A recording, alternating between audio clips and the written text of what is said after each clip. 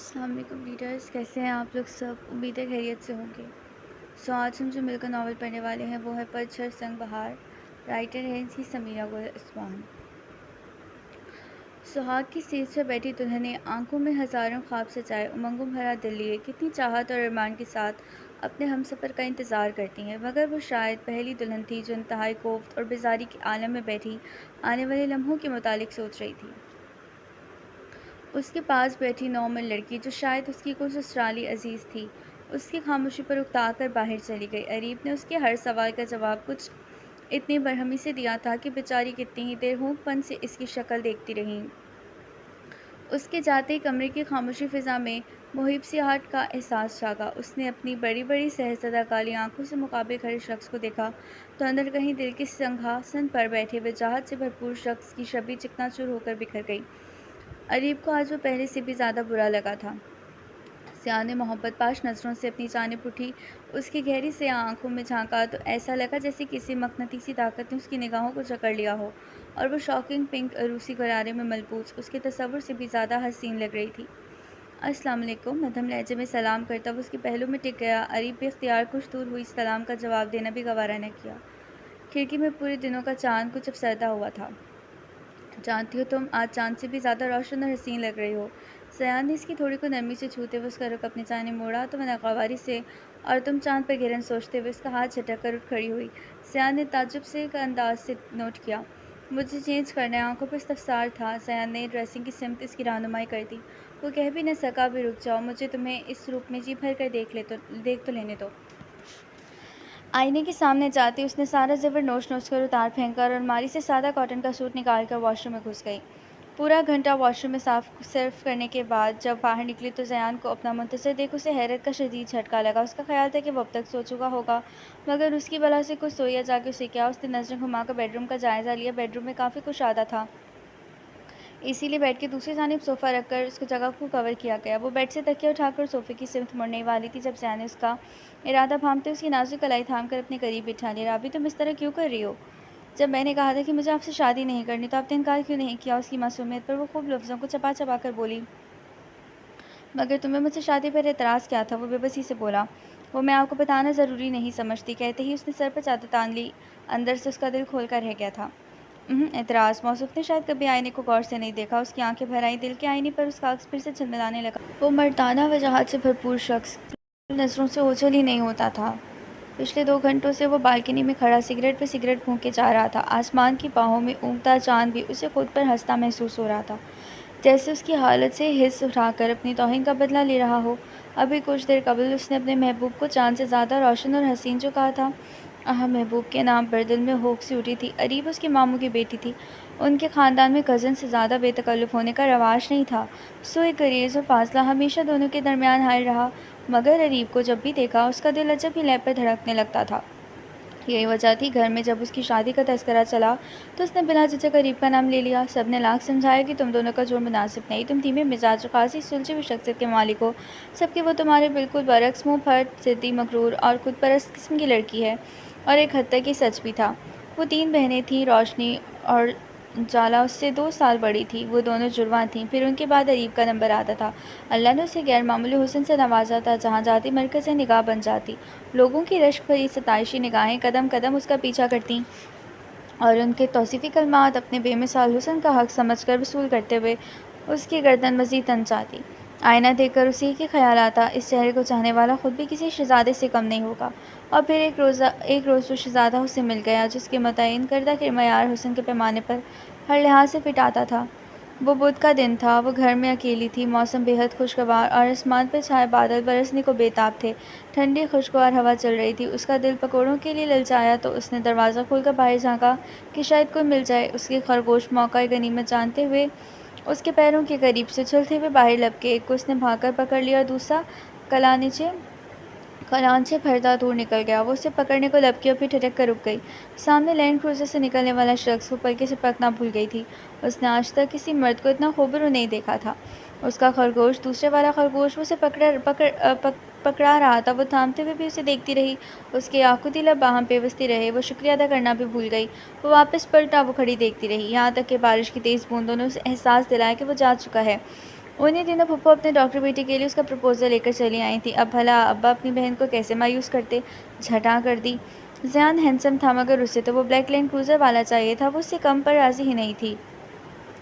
बहुत हंगामा मचा है मगर किसी ने एक ना सुनी तो ज़यान का नंबर घुमा डाला और वो उसकी फरमाइश सुनकर अजीब सिचुएशन में उलझ गया था। पहले ही घर वालों को बमुश्किल रजामंद किया था और अब सबकी शादी की तैयारियां अरूज पर थीं तो इनकार कैसा मजायका खेज और फिल्मी सा लग रहा था। उसे सोचकर ही झुरझुरी आ गई। इस रिश्ते से अब इनकार का मतलब था कि अम्मा भी अपने भाई को हमेशा के लिए खो दें और फिर उसकी मौनी सूरत इस दस्तबरदारी का तो तसव्वुर ही महाल था।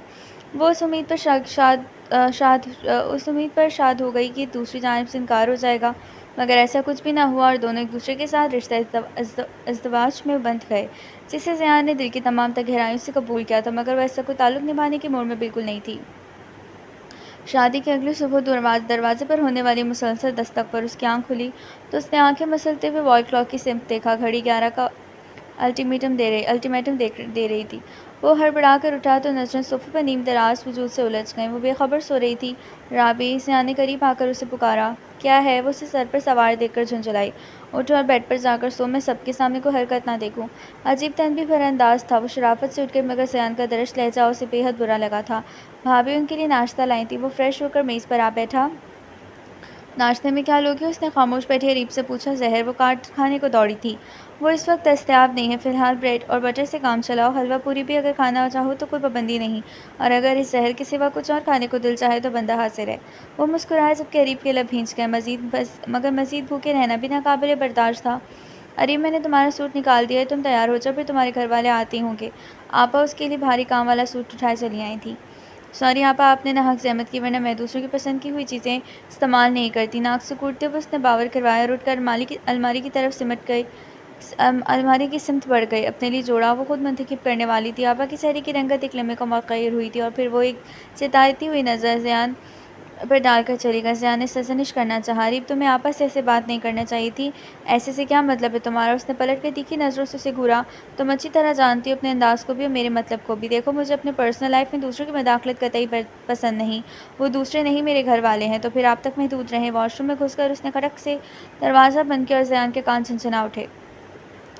बड़ी फूफो के घर दावत थी। ज़ियान शेव करके बाहर निकला तो वो ब्लैक सूट में मलबूस बिल्कुल तैयार खड़ी थी। ज़ियान का दिल चाह रहा था कि वो आज काला लिबास पहने मगर जब उसने फरमाइश की तो सफ़ेद लिबास की। जानता था वो बिल्कुल उलट करेगी। जो हस्बैंड इंशा रिजल्ट सामने था उसके अलावा पर मुस्कुराहट उमड़ आई। अच्छी लग रही हो। वो उसे चिढ़ाता हुआ बालों में ब्रश कर रहा था। खिलाफ तवक्का वो खामोश रही मगर दिल ही दिल में अच्छी खासी जज्बस हुई थी। सिग्नल पर गाड़ी रुकी। ज़ियान ने 2 गज़रें लेकर उसकी सिमत पड़ा मगर वो रुख मोड़े बैठी रही। अरे मुझे लगता है कि हमें एक दूसरे को समझने के लिए थोड़ा वक्त चाहिए। हम दोस्तों की तरह भी तो बिहेव कर सकते हैं ना। थोड़ा वक्त साथ गुजारने से क्या तुम मुझसे मोहब्बत हो जाएगी? वो उसका हाथ झटक कर तंज़ी अंदाज में बोली थी। आई थिंक वो गाड़ी का मोड़ काटते हुए मुस्कुराए। नेवर। वो उसकी मुस्कुराहट से चिढ़ गई थी। चलो मैं दुआ करूँगा कि तुम्हें मुझसे मोहब्बत हो जाए। दुआ में बड़ा असर होता है। ख्वाबों पर भी कोई पाबंदी नहीं। ख्वाब भी तो तुम्हारे हैं। वो कहाँ खामोश रहने वाला था। अरीब ने झुंझलाकर सेल निकाल ली और SMS चेक करने लगी। काश में मोबाइल होता। वो अपने नाजुक से हाथों में चलाती। मुझको मैं इसकी पोरों की खुशबू से महक सा जाता। वो रास्ते भर इस नज़म की टांग हाथ पाँव तोड़ तोड़ कर जोड़ता रहा। वो मिलिट्री हॉस्पिटल में डॉक्टर था। शादी से 2 कबल उसकी पोस्टिंग मरी में हुई थी। रिहाइश के लिए उन्हें एक कॉटेज दिया गया था। छुट्टियां खत्म होते ही वो दोनों लाहौर से मरी शिफ्ट हो गए। आज उनका इस घर में पहला दिन था। रात हो चुकी थी। सुबह ड्यूटी पर भी जाना था उसे। किसी किताब में गुम देखकर वो सोने के इरादे से बेडरूम में चला आया था। नींद की वादियों में सफ़र करते हुए कोई चीज़ ठग से उसकी सर पर लगी थी। वो हड़बड़ा कर उठ बैठा। कुशन अब ज़मीन बोस हो चुका और वो आफत की पुरकाला उसकी सर पर खड़ी थी। अपना बिस्तर ज़मीन पर लगाओ। क्यों? उसका मायने खल से सवाल अरीब को सरतापा सुलगा गया। क्योंकि इस घर में एक ही बेडरूम है। हाँ, और तुम्हें इस बेड पर सोना पसंद नहीं तो फर्शी नशीस तुम लगाओ वरना अगर चाहो तो यहाँ भी सो सकती हो। मुझे कोई एतराज़ नहीं होगा। उसने कहकर सरतापा चादर तान ली। वो कुछ देर तो घड़ी उसे घूरती रही फिर जाकर सारी खिड़कियाँ खोल दी। कॉटेज के अकब में ही झरना था पानी का शोर। खिड़की बंद करो, मैं डिस्टर्ब हो रहा हूँ। चादर फिर से उतारनी पड़ी।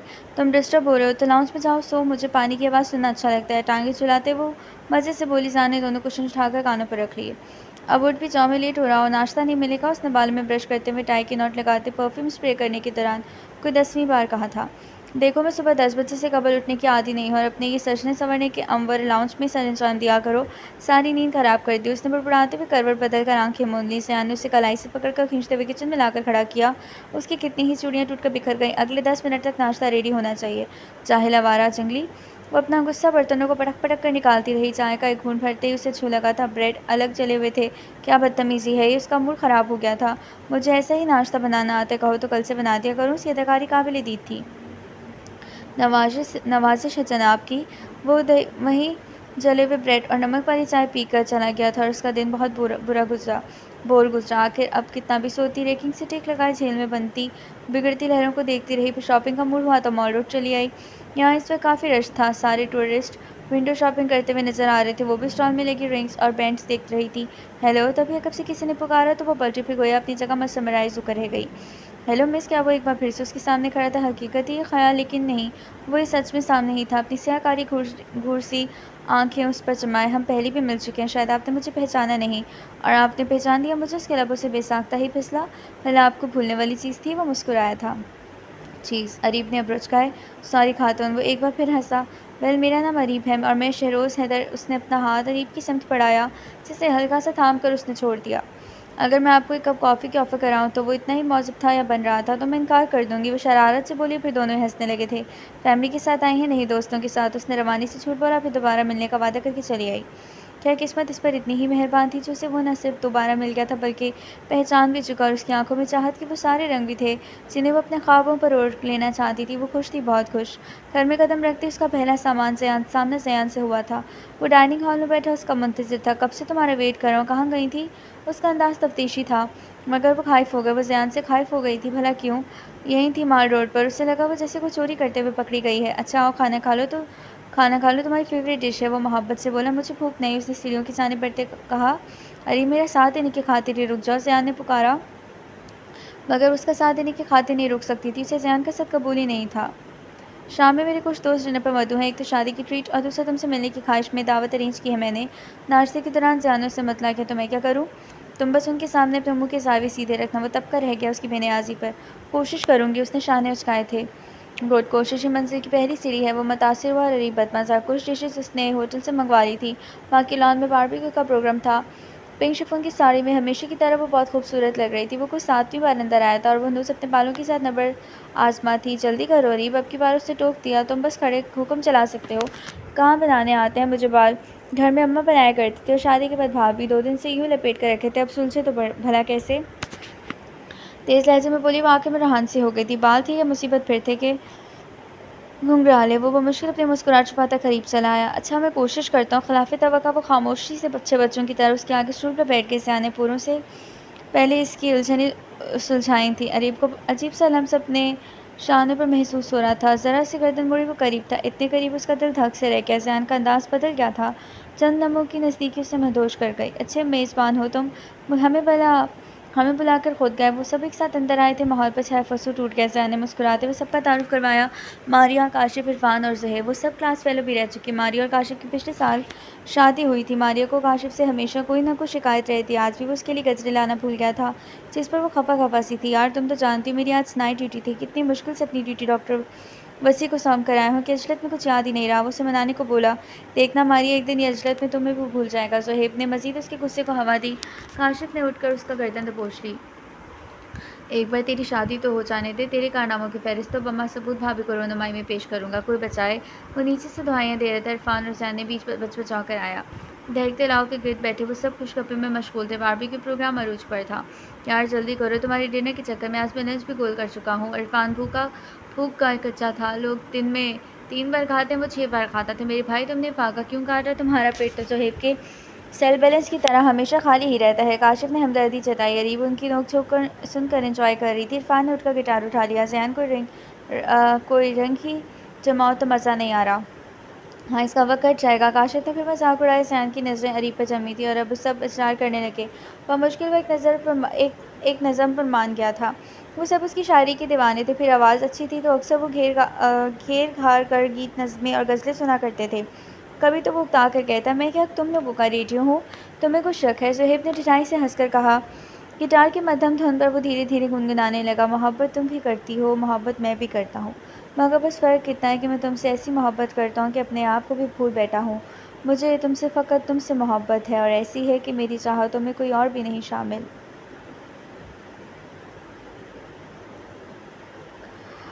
कहाँ थी तुम? पिछले 2 रोज़ से मॉल रोड की चक्कर काट रहा था। वो खफा-खफा से उसके सामने खड़ा था। क्यों? अजीब-सा सवाल था। शिरोज़ खड़ा उसे देखता रहा।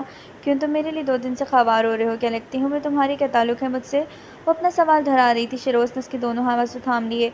पास से गुज़रते मनचलों ने ज़ोर से सीटी बजाई थी। आई लव यू उसने कह दिया। वो उसके हाथ झटक कर घर चली गई। रास्ते में बारिश हो गई। उसका लिबास भीग गया। कमरे में ज़ियान था तो वो दम बख़ुद रह गई। मैं एक फ़ाइल भूल गया था, वही लेने आया हूँ कहकर वो उसके बेहद करीब आन खड़ा हुआ। अरीब बेसाख्त तक एक कदम पीछे हटी। ज़ियान ने उसकी कलाई थाम ली। अरीब तुम मुझ पर इतना सितम क्यों कर रही हो? बहुत मोहब्बत करता हूँ तुमसे। दिल क्या था गहराइयों से मैंने तुम्हें चाहा है। तो मेरी चाहतों की इंतहा हो। मेरे पास होकर भी तुम मीलों दूर खड़ी हो। तुम्हें इतने पास देखता हूँ तो मेरे लिए फ़ासला रखना मुश्किल हो जाता है। मैं अब तुमसे दूर नहीं रह सकता। अरीब की धड़कनें मुंतशिर हो रही थीं। क्या दोनों को आज ही इज़हार करना था? छोड़ो मुझे। वो एक झटके से अपनी कलाई छुड़वाकर दूर चली गई। तुम ज़बरदस्ती मुझे हासिल नहीं कर सकते। ज़बरदस्ती मैं तुम्हें हासिल कर सकता हूँ राबी, मगर क्या तुम्हें अब भी लगता है कि मैं तुम्हें ज़बरदस्ती अपनाना चाहता हूँ? वो एक पुरशफ़ा निगाह उस पर डालता बाहर निकल गया। मेरे खुदा उसने अपना सर थाम लिया था। सुबह से उसके कई मैसेजेस आ चुके। गुड मॉर्निंग, अब उठ भी जाओ, कोई तुम्हारा मुंतज़िर है। बस मुझे अभी के अभी नज़र आओ। मैं इतनी खूबसूरत सुबह को तुम्हारे साथ देखना चाहता हूँ। और कुछ ही देर में उसके सामने थी। तुम अब से पहले कहाँ थे अरीब? वो पहाड़ की ऊंची ढलान पर बैठे थे और वो उसके कदमों में बैठा उसका हाथ थामे पूछ रहा था सितारों में। वो खिलखिलाई। अब सोचता हूँ कैसे तुम्हारे बगैर बरसों से जी रहा था। अब तो तुम्हारे बगैर एक पल नहीं गुजरता। दिल चाहता है बस हर पल हर लम्हा तुम साथ रहो। अच्छा, वो एकदम उदास हो गई। क्या वो उसे बता दें कि वो शादीशुदा है? उसने सोचा ज़रूर, मगर ज़ुबान साथ न दे सकी। हाथ दिखाओ। क्यों? दिखाओ तो सही। वो बज़िद था। अरीब ने दायाँ हाथ बढ़ा दिया। शिरोज़ ने अपने हाथों से उसकी कलाई पर खूबसूरत सा वाइट गोल्ड ब्रेसलेट सजा दिया जिसके फूलों में हीरे दमक रहे थे। हमारी मोहब्बत का पहला तोहफ़ा। ये तो बहुत महंगा है, मैं नहीं ले सकती। मोहब्बत से ज़्यादा कुछ नहीं होता, उसे हमेशा अपने पास रखना। वो घर आई तो रोशनी और उजाला का कॉटेज के बाहर मुँह फैलाए बैठी थी। कहाँ थी तुम? जानती हो 2 घंटे से यहाँ बैठे सूख रहे हैं। अच्छा अंदर आओ। दोनों से मिलकर दरवाज़ा खोलने लगी। आज उसका किसी काम में दिल नहीं लग रहा था। लाहौर से कॉल आई थी। अम्मी, आपा और भाभी का हर बारी की सवाल होता है कोई खुशखबरी। उससे खुद भी बच्चे कितने पसंद थे, मगर अरीब का रवैया, वो तो सीधे मुँह बात करने की भी रवादार नहीं थी। बस बस बात मत करो मुझसे, रोज़ के बहाने। डॉक्टर मारिया बाआवाज़ बुलंद बोलते हुए अंदर आई तो उसकी उलझी बिखरी मंतों से सोचों का तसलसल टूटा। मारिया मेरी बात तो सुनो। पीछे पीछे डॉक्टर काशिफ था उसको मनाता हुआ। मुझे तुम्हारी कोई वजाहत भरी बकवास नहीं सुननी। वो तड़क कर कहते हुए अपनी सीट संभाल चुकी। काशिफ ने मदद तलब नज़रों से उसे देखा था। क्या हुआ मारिया? ज़यान को मुदाखलत करना पड़ी। अब तुम ही बताओ, ये झूठा मका फरेबी शख्स माफ़ी के काबिल है कि नहीं? हद अदब लड़की, शौहर हूँ तुम्हारा, पता तो चले हुआ क्या है। इरफान ने काशिफ के कंधे पर हाथ मारते हुए इस्तफसार किया। वो अभी उसके पीछे ही आया था। तुम तो खामोश रहो। हमारी नाक के नीचे इश्क लड़ाया इस डॉक्टर एहसान रज़ा की नक्शड़ी बेटी के साथ और अब आए हैं मंगनी का दावतनामा लेके। तोपा का रुख इरफान की सिमत मुड़ चुका था। अब कोई अलिफ लैला तो थी नहीं जो लैला मजनू कहो। निकम्मे लड़के, सब खबर है मुझे। वो उसकी बात काट कर बोली। अपनी बार इरफान कान खुजाने लगा। ज़यान को हंसी आ गई। इसको छोड़ो, अपनी बताओ। कल रात मुझे फ़ोन किया, तैयार रहना, डिनर बाहर करेंगे। मैं 11 बजे तक इंतज़ार करती रही। मौसू 12 बजे तशरीफ़ लाते ही मैं बहुत थक गया हूँ कहकर जा सो। इतना ख़राब मूड था मेरा और उसने भी मनाया भी नहीं। हाँ, तो रात के इस वक्त तुमसे बात करना भीड़ों के छत्ते को छेड़ने के मुतरादिफ था और ये मैं रिस्क नहीं ले सकता था। कितनी मोहब्बत है दोनों में, ज़िंदगी से भरपूर नोक-झोंक, कभी रूठना, कभी मनाना, हैप्पी फैमिली। उसने रश्क भरी नज़रों से दोनों को देखा। काशिफ ने उसके बालों से कैचर उतार दिया था जिस पर वो हाथ में पकड़ी फाइल उसे मार रही थी। मैं तो कहता हूँ मारिया, अब कभी इसे बात मत करना, कदर ही नहीं है इसे तुम्हारी। ज़रा जो एहसास ज़िम्मेदारी नाम की चीज़ हो जानती हो। रात 10 बजे मैंने इसे किसी लड़की के साथ डिनर करते हुए कैफ़े में देखा था। मुझे तो लगा था कि तुम हो, मगर ये कैसे मुमकिन था? दोनों की जंग में ज़ुहैब अपना हिस्सा डालने से महरूम रह जाए। मारिया आंखें फैलाए उसे सुन रही थी। ज़ुहैब के बच्चे। काशिफ ने क्रिस्टल का गुलदान उठाया ही था कि वो उठकर भाग गया। डॉक्टर इरफान को इमरजेंसी केस आ गया जबकि काशिफ और मारिया की नोक-झोंक अभी भी जारी थी। ज़यान का दिल मज़ीद उदास हो गया। अस्सलाम वालेकुम। घर में उजाला और रोशनी आई हुई थी। लॉन्च में दाखिल होते हुए उसने बाआवाज़ बुलंद सलाम किया था। वालेकुम अस्सलाम। दोनों एहतरामन उठ खड़ी हुई थी। और सुनाओ क्या हाल है? वो वहीं उनके साथ ही बैठ गया। अरीब उन्हें बातों में मशगूल छोड़कर किचन में चली आई थी। खाना बनाने और मेज़ पर लगाने के बाद उसने दोनों को पुकारा। उठ जाओ भाई। वो दूसरी बार आवाज़ देने के बजाय खाना उठा देगी। उजाला ने उठते हुए रोशनी और ज़यान से कहा तो वो दोनों उठ खड़े हुए। अल्लाह अरीब, आज तो हमारी मेज़बान हो, यकीन नहीं आ रहा। रोशनी ने उसे छेड़ा तो वो मुस्कुरा दी। क्यों, तुम्हें मेरा ये सब करना अच्छा नहीं लग रहा? मुझे तो खुशी हो रही है तुम्हें सब करते देखकर। पता है ज़यान भाई ने, उसने कॉलेज आना होता ना, और प्रीत पूरे घर में हमारी लगवाया करती थी। अचाला मेरे कपड़े इस्त्री कर दो, अम्मी मेरे बाल बना दो, रोशनी मेरा नाश्ता लाओ, अब्बू अब जल्दी उठ जाए, मुझे देर हो जाएगी। रोशनी बाकायदा उसकी नकलें उतार रही थी। अरीब ने चोर नज़रों से ज़यान को देखा। वो उनकी बातों पर महज मुस्कुरा रहा था। वो मुतमिन सी होकर खाने से लुत्फ़अंदाज़ हो रही थी। वरना खच्चा था सयान को शिकायत न करते। मगर सच पूछो ना अरीब, तो सारी रौनक तुम्हारे ही दम से थी। तुम हर वक्त किसी न किसी बात पर अम्मी का मीटर घुमाए रखती। अब तो किसी को डांट भी नहीं पड़ती। और अब्बा भी तुम्हें बहुत याद करते हो। चाला ने बड़ी मोहब्बत से उसे देखा था। उसे भी अब्बा बहुत याद आया करते थे। आज उसका ऑफ था, सो वो एक लंबी भरपूर नींद लेकर सुबह 11 बजे के करीब बेतार हुआ था। खिड़कियों से पर्दे हटाकर बाहर झाँका तो मौसम की दिलफरेबी अरूज पर थी। मतलब आज साफ था। हल्के हल्के बादल छाए हुए थे। उसकी नज़र आसमान से भटकती हुई लॉन में खड़ी अरीब से जा टकराई। पहाड़, वादियाँ, झरने, फूल, झीलें, वो सबसे ज़्यादा खूबसूरत थी। आज उसने पहली बार डीप फिरोज़ी रंग पहना था, जिसमें उसकी दूधिया शफाफ रंगत सोने की मानिंद दमक रही थी। लंबे घुंघराले बालों से बूंद बूंद बरसता सावन घास की लड़ियों में जैसे मोती टांग रहा था। तुम जो रंग पहनो वो मौसम का रंग, तुम जिस फूल को देखो वो कभी ना मुरझाए, तुम जिस लफ्ज़ पर हाथ रखो वो रोशन हो जाए। उठ गए आप? उसके साथ उजाला खड़ी थी। सुबह से आपका इंतज़ार था, जल्दी से तैयार हो जाओ और हमें अपना शहर दिखाया। और ज़यान फ़ौरन गाड़ी निकाल लाया, मगर ऐन वक्त पर अरीब ने इनकार कर दिया। हैं क्यों भाई? सब पूछते ही रह गए। सर में दर्द है, वो बहाना बनाकर लेट गई। उससे खदशा था कहीं शिरोज़ ना मिल जाए। कहाँ हो तुम? और कुछ देर बाद उसका मैसेज चला आया, मैं आज नहीं आ सकती, मेरी तबीयत ठीक नहीं है। क्यों, क्या हुआ? टेम्परेचर हो रहा है। अच्छा, मुझे अपने कॉटेज का पता बताओ, मैं आ रहा हूँ। उसके इस्तफसार पर वो उछल कर रह गई। नहीं नहीं, तुम यहाँ मत आना, मेरे साथ और भी लड़कियाँ रहती हैं। तो क्या हुआ? वो बुरा मान गया था। नहीं, तुम नहीं आओगे बस, वो कतेज से बोली थी। अच्छा, 2 रोज़ बाद मेरा बर्थडे है, तब मैं कोई बहाना नहीं सुनूंगा। 2 रोज़ बाद? उसने दिल में सोचा, तब तक तो उजाला रोशनी जा चुकी होंगी।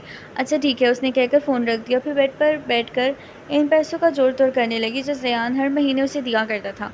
अरे ये ब्रेसलेट किसका है? मेज़ पर बर्तन सेट करते हुए अचानक ही ज़यान की निगाह उसकी कलाई से टकराई और वो हीरो का चमकता दमकता ब्रेसलेट देखकर ठिठक गया था। मेरा है? वो एकदम घबरा गई थी। डायमंड है? वो मज़ीद हैरान हुआ। नहीं, ये तो एमेटि एमेटिटस एमे एमेमे एमेटिटस आई थिंक सो, ये है एमेटिटर्स एमेटिटीज़ है। खुद को लापरवाह ज़ाहिर करते हुए वो अब प्लेट में सालन निकाल रही थी। लगता तो नहीं, ज़यान का ध्यान हनूज़ ब्रेसलेट में अटका हुआ था। 2 रोज़ बाद उसने मॉल रोड से शिरोज़ के लिए एक शर्ट और D&J का परफ्यूम ख़रीदा था और अब उसके साथ उसकी गाड़ी में मौजूद था। पूरे 3 दिन बाद कहीं जाकर अपनी झलक दिखाई है। वो रफ्तगी से उसे देखते कह रहा था। अरीब की नज़रें झुक गईं। जाने कैसा अजीब सा एहसास था शिरोज़ की आंखों में, जैसे दिल में कहीं चुटकियाँ लेता हुआ धमाका हुआ हो या फिर ये बावर करवाता हुआ कि कहाँ किस गाड़ी में बैठ गई हो। और फिर खाली लाउंज देखकर वो शॉक रह गई। बाकी सब मेहमान कहाँ हैं? मैं अपनी बर्थडे सिर्फ तुम्हारे साथ एंजॉय करना चाहता हूँ। शिरोज़ ने उसे शानों से थाम लिया। वो घबरा कर एक कदम पीछे हटी। क्या हुआ? डर क्यों रही हो? मैं क्यों डरूंगी? दिलो दिमाग में जैसे कोई सायरन बजने लगा। उसने खुद को बहादुर साबित करने के लिए उसकी आंखों में झांकते हुए इस्तफसार किया। हाँ वही तो, मैं कोई डरपोला थोड़ी हूँ। वो खामखा में हंसा। मुझे यहाँ का माहौल अच्छा नहीं लग रहा, कहीं और चलते हैं। उसने कहकर दरवाजे की सिमत कदम बढ़ा दी। शिरोज़ ने अचक कर उसकी कलाई थाम ली। चली जाना भी इतनी भी चक्कर जल्दी है? वो उसके मज़ीद करीब हुआ। अरीब ने झटके से अपनी कलाई छुड़वाना चाही, मगर उसकी गिरफ्त मजबूत थी। तुम इतने नखरे क्यों दिखा रही हो? यही तो होता है प्यार। उसके लिए तो तुम मेरे करीब आई थी, मेरी गुर्बत की कोशिश नहीं थी तुम्हें मेरी जाने मुतवज्जा किया था। फिर अब क्या प्रॉब्लम है शिरोज़? वो महज इतना ही बोल पाई। यार शादी तुम्हें करनी है। फिर अगले ही लम्हे अरीब ने एक सन्नाटेदार थप्पड़ उसे रसीद किया। घटिया इंसान, साथ ही करीब पड़ा क्रिस्टल का गुलदान भी उसे मार चुकी। शिरोज़ के हाथ से उसकी कलाई छूट गई। यही एक लम्हा उसके फ़रार का सबब बन गया। लेकिन रास्ते समझ में नहीं आ रहे थे। जल्दबाजी में भागते दौड़ते वो बहुत दूर निकल आई। जाने कौन सा इलाका था? सांप की मानिंद पल खाते रास्ते, सुनसान सड़कें, पहाड़, घाटियाँ, उस पर अंधेरे कदम पर कदम उजालों को निकलते जा रहे थे। शाम से रात होने वाली थी। वो जब थक गई तो वहीं एक दरख्त की साए में बैठकर रोने लगी। ज़यान, मुझे ले जाओ वापस। आखिर पर वही शख्स याद आया था और फिर वो होश व खत से बेगाना होकर गिर गई थी। अरीब उठो। आलमी कनूदगी में उसे एहसास हो रहा था जैसे कोई उस पर झुका उसे पुकार रहा हो। चंद लम्हों में उसका सहन बेदार हुआ और उसने आंखें खोल दी। शुक्र है तुम्हें होश आ गया। सामने ज़यान था। बुखार अभी बाकी है। थर्मामीटर उसके मुंह में डालने के बाद अब वो उसे चेक कर रहा था। यही तो है प्यार, जिसके लिए तो मेरे करीब आई थी। लफ्ज़ों की बाज़गश्त पूरे वजूद पर हथौड़ों की मानिंद बरस रही थी। वो बेकल सी होकर उठ बैठी। तो मैं अरीब, ये था तुम्हारा आइडियल? कोई इस पर ज़ोर से हंसा था। अरीब ने हाथ कानों पर रख लिए और ज़ोर से आंखें मीच लीं। अब जल्दी से सूप पियो, फिर तुम्हें ज़बरदस्त किस्म का नाश्ता भी करवाऊँगा। ज़यान ने गरम गरम सूप उसकी जाने बढ़ाया तो उसकी आंखों में देखने लगे कितनी शराफत और पाकीज़गी और चाहत झलकती थी इनमें। उसने वहशत ज़दा सा होकर पलकें झुका लीं। दिल की दुनिया में एक तनातम बर्पा हो चुका। शिरोज़ के साथ गुज़रा हर एक लम्हा अज़ियत देने लगा था। ये बहुत अच्छा नहीं है, लेकिन मैंने कोशिश की है। ज़ियान ने एक चम्मच उसकी जानिब बढ़ाया। अदीब की आँखों में संगीज़े चुभने लगे थे। तुम हॉस्पिटल नहीं जाओगे? वो अपनी तवज्जो हटाने को बोली। अब तुम्हें इस हालत में छोड़कर चला जाता? वो बुरा मान गया और उसका ये अपनायत भरा इल्तिफ़ात अदीब की बेहिस्सी के इस एहसास को झंझोड़ कर रख गया था। गोद में रखा बाउल पूरी कुवत से फर्श पर मारते वो जैसे फट पड़ी। मत करो मुझसे इतनी मोहब्बत, इसके काबिल नहीं हूँ मैं। ज़ियान अपनी जगह साख रह गया। उसे लगा वो इस वक्त अपने हवासों में नहीं। शाम में मारिया और काशिफ आए तो उसकी खैरियत मालूम करने उन्हें ही वो कर रहा सड़क किनारे पर बेहोश मिली। मारिया कुछ दिनों से मेके में थी। काशिफ उसे लेकर वापस आ रहा था। दोनों में हस्ब मामूल झगड़ा चल रहा था। वो खफा हो रही थी कि अब उसे कुछ दिन मज़ीद रहना था। वो इतनी जल्दी क्यों लेने आया? काशिफ की वजाहतें। इतने दिनों में से मैंने ढंग का खाना नहीं खाया। कपड़े रोज़ उठकर खुद इस्त्री करो। कभी शूज़ नहीं मिलते, कभी टाई गायब। जानती हूँ, एक फ़ाइल ढूँढने के चक्कर में सारी किताबें बिखर गई थी। चाहे चूल्हे पर चढ़ाओ तो ब्रेड जलने लगती। उसे टोस्टर से निकाला, चाय उबल कर रह गई थी। आमलेट में नमक तेज़। उफ़, तुम सोच नहीं सकती, पूरी लाइफ़ डिस्टर्ब होकर रह गई है। काशिफ ने बेसाख्ता उसके आगे हाथ जोड़े तो उसने मुस्कुराहट ज़ब्त करने की कोशिश में मुँह घुमा लिया। तभी उसकी निगाह इस वजूद से टकराई। काशिफ, गाड़ी रोको। इजलत में उसने स्टीयरिंग पर हाथ मारा। क्यों, क्या हुआ? वो गाड़ी रोके बगैर इत्मीनान से बोला। वहाँ सड़क पर कोई था, देख चुका हूँ। तुम जानती हो इलाका कितना ख़तरनाक है, हमें उसकी हेल्प करनी चाहिए। मुझे ऐसी नेकी का कोई शौक़ नहीं जो उल्टा गले पड़ जाए। शर्म करो डॉक्टर हो तुम। वो ज़रा जो मुतासिर हुई इसके मसनूई रूप से, पता है मुझे। वो भी गाड़ी चलाता रहा। काशिफ प्लीज़। वो अब मिनट पर उतर आए। ओफ़ो, उसे रिवर्स घुमाना ही पड़ा। ये तो अरीब है, ज़ियान की बीवी टॉर्च। उसकी शिनाख्त करने के बाद वो वापस गाड़ी में आया था। अरीब यहाँ, वो ज़ेरे लब बुड़बुड़ाते हुए फ़ौरन गाड़ी से उतरी। फिर काशिफ के साथ मिलकर उसे गाड़ी में बिठाया। बीपी लो होने की वजह से बेहोश हो गई है। ज़्यादा फ़िक्रमंदी वाली बात नहीं। तुम ज़ियान के घर की सिमत चलो। मारिया ने उसे चेक करने के बाद काशिफ को हदायत दी तो उसने सर हिलाते हुए गाड़ी ज़ियान के घर की जानिब मोड़ दी। वो घर की दहलीज पर बैठा उसी का मुंतज़िर था। आज से कबल वो इतना लेट कभी नहीं हुई थी। उसने सोच लिया था कि वो आज उसका बिल्कुल लिहाज नहीं करेगा। वो उसकी दी हुई आज़ादी का कुछ ज़्यादा ही नाजायज़ फ़ायदा उठा रही थी। लेकिन इसे काशिफ और मारिया की सत्तियों पर होशो-ख़त से बेगाना देखकर वो अपना सारा गुस्सा भूल गया। वो बुखार में भनक रही थी। वो रात भर उसकी पत्ती से लगकर बैठा रहा। लेकिन अरीब की बाउल फेंकने वाली हरकत ने जैसे उसे गंग सा कर दिया और अब उसे यकीन हो चुका कि वो उसके साथ बिल्कुल भी खुश नहीं। उसने सोच लिया था कि वो उसे आज़ाद कर देगा। ढलते सूरज की लालियाँ शफ़क़ में घुली रो पहले सुनहरे दिन की खैर बात कह रही थी। वो खिड़की से सर टिकाए अपने आशियाने को लौटते परिंदों की कतारें देखने लगी। मुझे भी अब लौटना चाहिए, कहीं ऐसा ना हो कि बहुत अंधेरा हो जाए और इस अंधेरी रात की स्याही मेरे वजूद को झूले पर छू ले। फिर इस कालक के साथ भला कौन मुझे कबूल करेगा? मगर मैं से क्या कहूँ? वो बेबसी से स्टडी के बंद दरवाजे को देखने लगी। इसके दिल के तमाम तर दरवाजे खोल कर अब खुद दरवाज़ा बंद किए बैठा था। उसका जी चाहा वो 2 कप चाय बनाए और ज़ियान के साथ उसकी खिड़की में खड़े होकर वो सारी बातें सुने जो वो उसे सुनाना चाहता था। कुछ सोच कर उसने सर झटका, दरवाज़ा खोलकर अंदर चली आई। वो किसी बुक के इस मुताले में महू था। कुछ चाहिए? उसने किताब का सफ़ा मोड़कर एक जानिब रख दिया और मुकम्मल तौर पर उसकी जानिब मुतवज्जा हो गया। मेरा दिल नहीं लग रहा, कहीं बाहर चलें? पहले तो अकेली ही जाती थी, वो ना चाहते हुए भी जता गया। हाँ, मगर मुझे अकेले रास्ता भूल जाता, मैं भटकना नहीं चाहती। वो उठ ही गया था। बाहर बहुत सर्दी है, कुछ शॉल ओढ़ लो। रेड कलर के सूट में वो ज़ियान को इतनी क्यूट लगी कि उसका दिल नहीं चाहता कि इस रेशमी लिबास और शिफॉन के बारीक दुपट्टे में उसके सिवा कोई और उसे देखे। अरीब ने खामोशी के साथ उसकी बात मानी। वो तो हैरान हुआ मगर खुशफहम नहीं। रास्ता भर दोनों के माबैन खामोशी का तवील वक्फा हायल रहा जिसे सिग्नल पर खड़े इस मासूम बच्चे ने तोड़ा। साहब, मैडम के लिए फूल ले लो। उसके हाथों में ताज़ा खिले हुए मोतियों के गजरे थे और कुछ अधखुले गुलाबों की कलियाँ थीं। ज़ियान मुबहम सा मुस्कुराया। छोड़ो यार, तुम्हारी मैम साहब को फूल पसंद नहीं है। पसंद गुजरते वक्त के साथ बदल भी तो जाती है। वो उसे टोकते हुए बोली तो ज़ियान ने सारे फूल खरीद कर उसका दामन भर दिया था। अरीब को लगा वो दिन दूर नहीं जब इनकी खुशबू से ज़िंदगी का हर पल महकेगा, सारी आरज़ुएं बिखर जाएंगी।